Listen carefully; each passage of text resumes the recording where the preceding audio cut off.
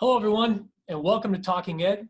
I'm Kristopher Schuh, Interim Superintendent, Jeffco Public Schools. So we have an election coming up in just 3 weeks. So we're hosting our first Talking Ed of the 2020-21 school year. We'll be focusing on the upcoming election from a Jeffco and public education perspective. So our agenda today, just so you all know what we're going to be covering, we're first going to speak with Sophia and Max, both seniors from Golden High School. Welcome, both of you. We will announce the winner of the I Voted sticker design contest here in Jefferson County. We'll have a conversation with Jefferson County Clerk and Recorder, Mr. George Stern. Welcome, Mr. Stern. And we're going to talk about how voting is being managed in this extraordinary time of COVID-19. And finally, we'll review 3 Jefferson County ballot initiatives that can impact education funding. So here we go. Welcome once again, Sophia and Max. And Golden Demons, it's great to see you. Thank you for taking the time to be here today. Thank you for your engagement. Thank you for your passion around the democratic process. We appreciate that. So this was the first year that young people in Colorado who were 17 years old and would turn 18 by election day were allowed to vote in the primary. So great first year to be a voter. Jeffco has many students who are politically active and passionate about voting and being involved in their community. So I've got some questions just to engage in a conversation here with Sophia and Max. So Sophia, let's start off with you. Sophia, I understand you will actually not be old enough to vote this year. So despite that, please tell us why you feel motivated to join in and be a part of the election process. I just want to say thank you for giving me this opportunity to speak. So I'm going to start at the beginning of how I began to get politically involved. So when I was 14, I attended the second Women's March, and from that experience, I really learned the empowerment that comes from being politically active, and as well as the importance of standing up for yourself and others. And I've always been a pretty opinionated and passionate and headstrong person, and I really learned from that experience how to channel those emotions and those traits, especially into politics.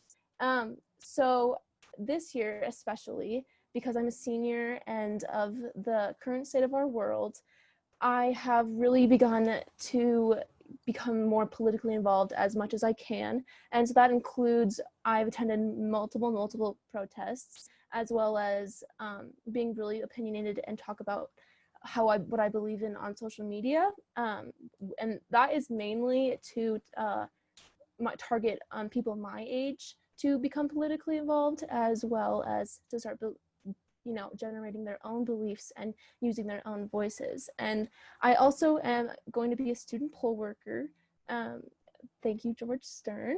And my motivation has just been that, a lot of young people today think that what's going on in politics in the big adult world doesn't affect them, but it really does. And if it doesn't right now, it doesn't directly, it will in the future. And I've really started beginning to learn this as I started to pay more attention to the world and the world of politics. And so I hopefully am making an impact on other people around me to do the same as I am and become more engaged and more involved, so we can build a better future. It's great. I appreciate all your comments. So you have a passion for this, and this was developed over time, and you're involved in the democratic process. And just a follow-up question here, Sophia. So what would you like other young adults, right, other students, other young adults to consider about their value to the process? You've talked about your value, your voice in the process, and why you're so passionate about it. So even if they can't vote yet, so what would you like them to consider? Well, I like to consider that, all of these people have parents who are eligible to vote, and they are able to influence their parents or their grandparents' votes if they're politically involved and know what's going on. And so even if you aren't able to vote at the moment, there's a lot of other ways you can get involved and influence eligible voters, and therefore your voice will have an impact. Thank you. Appreciate that. Thank you, Sophia. So Max, turn to you. So Max, you have been taking part in an internship at a state representative's office. So tell us about that experience, please, and what you've learned about the political and election process. So yes, just before I begin, I do want to say I'm an intern for Congressman Ed Perlmutter. However, at this very moment, I'm a private citizen. This is not an endorsement for Ed Perlmutter's office. The views I express are purely those of my own. And if there's any similarities to the views I express and those of the congressman, there is, or that is purely coincidental with no connection. So yeah, so I am an intern for a state congressman, which is pretty amazing. I have to say that is truly giving me this drive for politics, which I really didn't expect to get. When you do what I do on a daily basis and you're interacting with law and what citizens do to try to change the US, it's truly shocking. And you realize how all of this is being done is through the vote. Your vote is your strongest voice in your government. And through it, you have amazing power. It does take the majority to win, but at the same time, your vote, your own individual vote, is way more significant than any of that.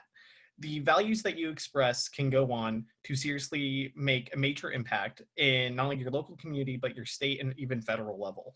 So with that, I would say that there is truly, it's exceptional how much stuff I see on a daily basis is driven by a citizen initiative, either through petition or some other citizen means, if that makes any sense. And it is truly incredible that such a small group of people can create such a significant change in the community. And it honestly just dumbfounds me. I'm always impressed by it. And with that, it's giving me just this total like hope of, I feel, of our democratic process. I think it's incredible, and I think it works incredibly well. And I just truly think it is the most powerful way you will ever, voice you'll ever have in your government. Thank you, Max. And by the way, to both of you, your teachers must be proud, especially your social studies teachers, just to point that out. So thank you. So I've got some questions for both of you. So Sophia and Max, so you talked about your experience, your voice as a young voter, young into this process. What can you each say to other adults that might motivate them to also get involved in some way, the way you two are involved? So when I think of eligible voters and I think about myself who cannot vote, I really think about how when I'm a voter, I'm going to think about the future and how will my vote and the things I'm voting for impact the future, and especially the future generations. And so if I could ask eligible voters to think of anything, I would ask them to think of us, the generation that will be left with their consequences, whether good or bad. And so for adults, especially adults who have families and children or hope to in the future, I ask that they choose to get involved, they choose to vote in order to help us in the future. And then just because, for me, I would give anything to vote in this election this year. And so especially for the people who don't vote, it disappoints me as I would love to take their place.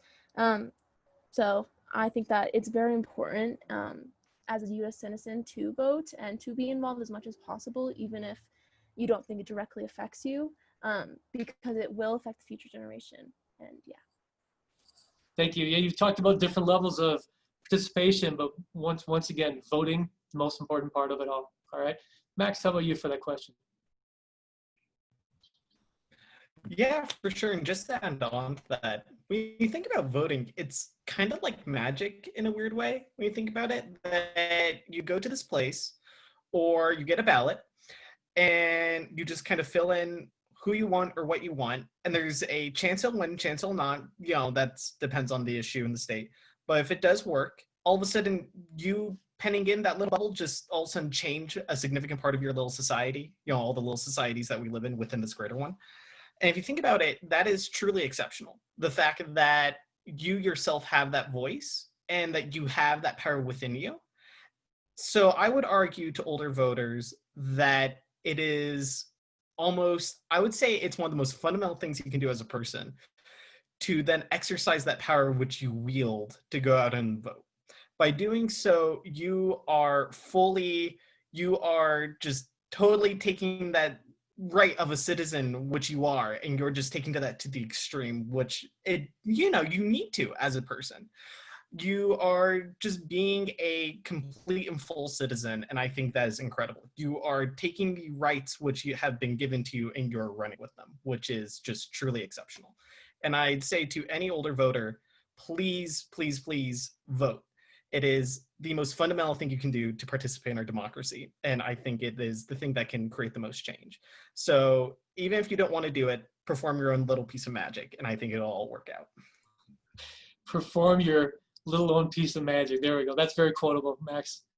All right. So one more question for the both of you here. So please take one brief moment to share one more thought about what being involved has done for you personally. What has been important to you? Sophia? So my original goal of being politically active was just for myself, to kind of demolish all this, the hatred that I was getting for being politically involved, which I still get. And it was just to kind of show that I didn't really care. But it's actually turned into kind of what I now hope for in the future, which is inspiring other people to do the same.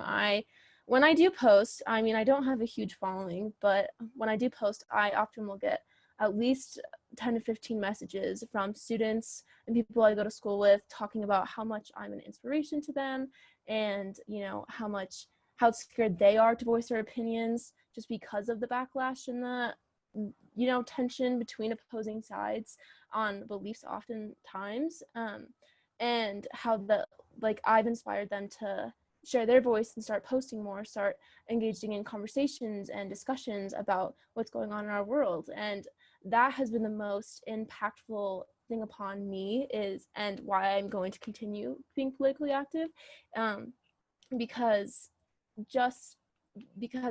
that inspiration of me giving it to others, because I found it in myself, is really what is going to make a huge change in our generation. And I think that is so empowering and powerful, and it has totally inspired me to continue to pursue this and be active. And it's important to me because this is our world, and we only get one shot, we only get one life, and so we got to make the best we can out of it and help ourselves as well as others.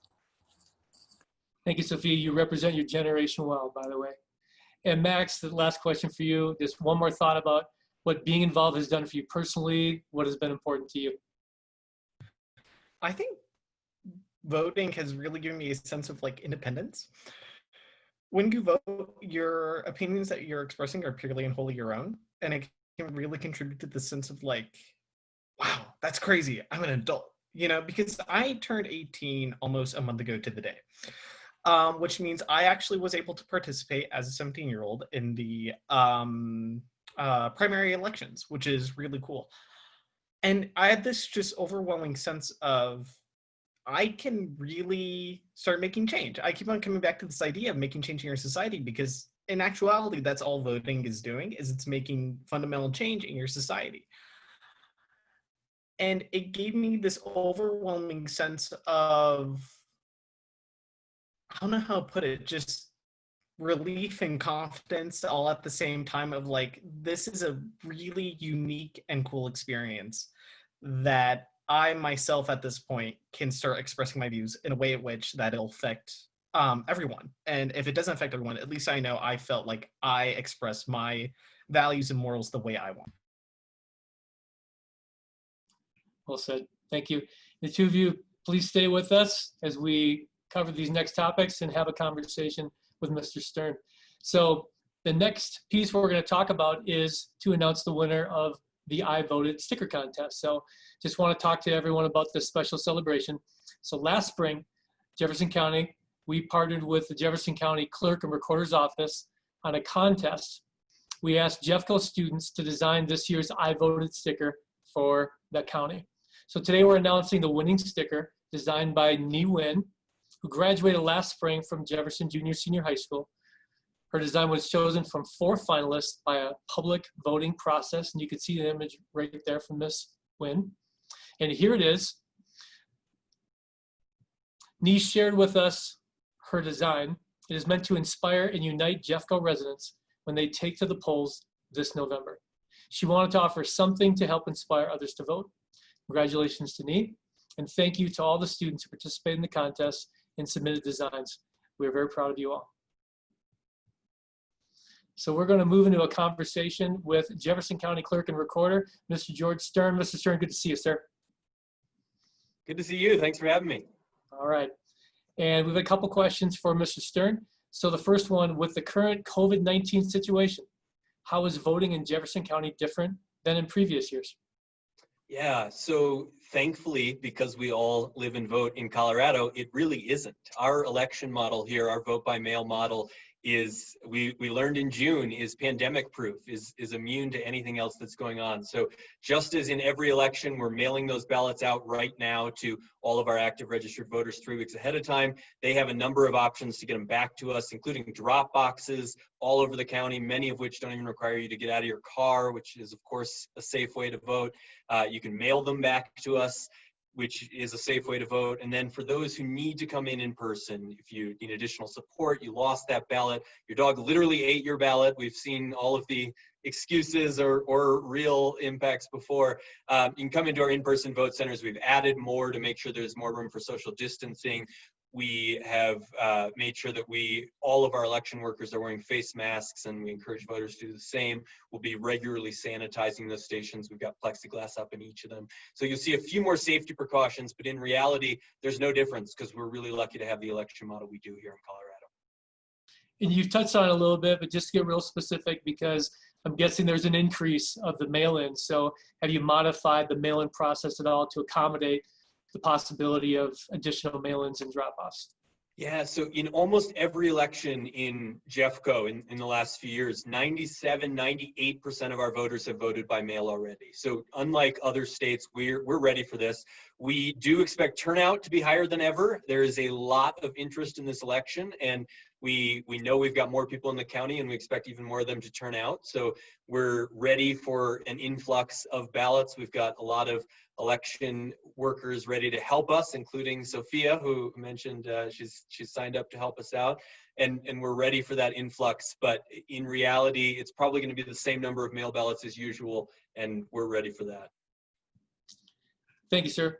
And we've read about it, we heard about it in the news, so there's been a lot of discussion about the validity and safety of mail-in voting. So how long has Jefferson County been doing this? Like you said, you talked about a little bit. What does the process look like? Tell us why it's safe. Yeah, we have had universal vote by mail in Colorado for 7 years. It's a system that was passed with broad bipartisan support by Republicans and Democrats. It's a system that Republicans and Democrats like. We see almost identical numbers of people on both sides of the aisle using this system each year. And it's a system that's been praised both for its accessibility. We set record turnout every year in Colorado and are always among the top few in the state, and for its security. So experts on both the right and the left have praised Colorado, many going so far as to call Colorado the safest state in the country to cast a ballot because of the security methods we've got. So because we verify the signature on every single ballot envelope to make sure that it matches a signature we've got on file for the voter, because we've got bipartisan teams of election judges who've gone through FBI background checks, doing absolutely everything in the process from picking those ballots up to counting them in the end, because everything is wide open to the public. Campaigns can send watchers in. We do a virtual tour every year. We'll be doing another one this year. We welcome people to come see the process, to be involved in the process. And all of that leads to a really secure system here in Colorado that folks should feel good about participating in and not have concerns about. Thank you. Last question for you, sir. So about voting in the election, we've seen the door open this year for young people to be more involved, and we've had a chance to talk with Sophia and Max about their involvement. And from your point of view, why should students get involved in this process? How can they? And then what can they do in these last few weeks leading up to the vote here, whether they can vote or not? I mean, why should they? We just saw Sophia and Max, with all due respect to you, Interim Superintendent, and to me, they are by far the most eloquent people on this call today. And I speak passionately about these issues. This is why our young people should be involved because they're informed on these issues, they care about these issues, and they impact them, right? You know, more so than older generations. They're the ones who are, I think as Sophia put it, going to be stuck with the consequences of decisions we're making now.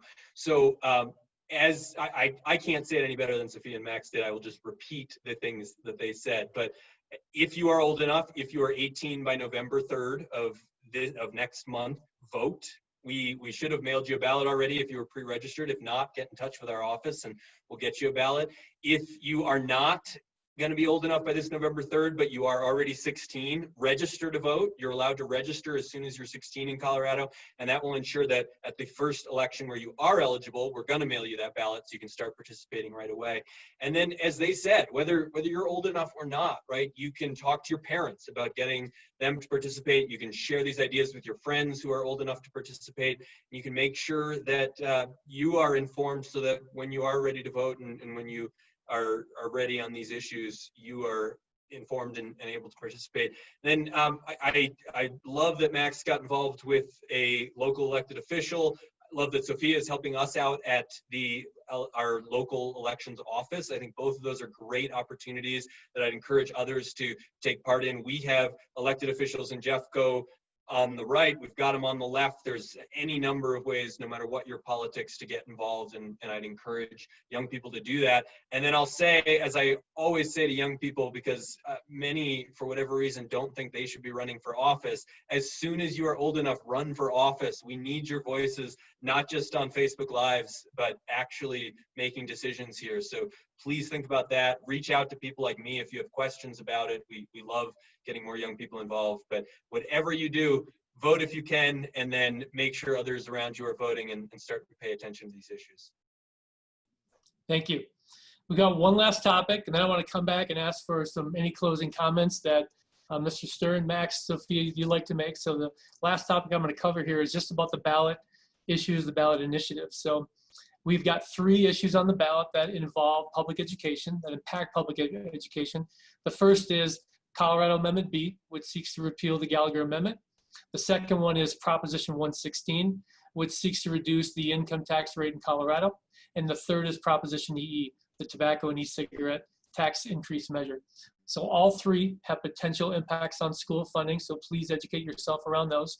You can read more about each measure and the pros and the cons on the Jeffco Public Schools website. We have an education advocacy website you can check out. We are showing it right there. Thank you. So please take some time, be fully informed around this decision. So before my closing remarks, I just want to bring it back. Sophia, Max, Mr. Stern, anything you'd like to say before we close here today? I'll start.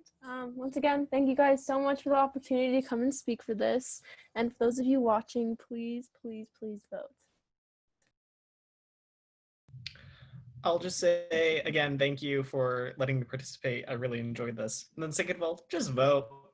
It's a good time. It takes like 20 minutes if you research everything beforehand. And like that too, just read like 2 or 3 opinion polls about every issue. You're going to do great, and it's super easy. So just do it. It's great. Listen to Sophia and Max is my best advice. Do what they say.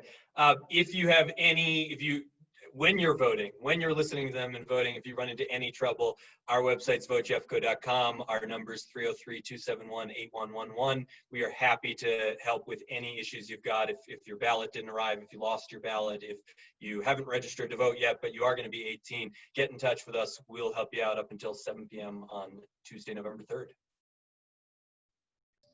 All right. Just want to thank you all one last time for joining us. Sophia, Max, go Demons. Thank you for being here. Mr. Stern, always a pleasure. Thank you for your time. So I also want to thank the community for being with us during this discussion and for your patience and support as we navigate these uncharted waters of COVID. Very interesting times we're living in right now. So we hope all of our listeners take some time to listen to this and learn more about your options as a voter. And please vote. So take care, and we'll see you next time on Talking Ed.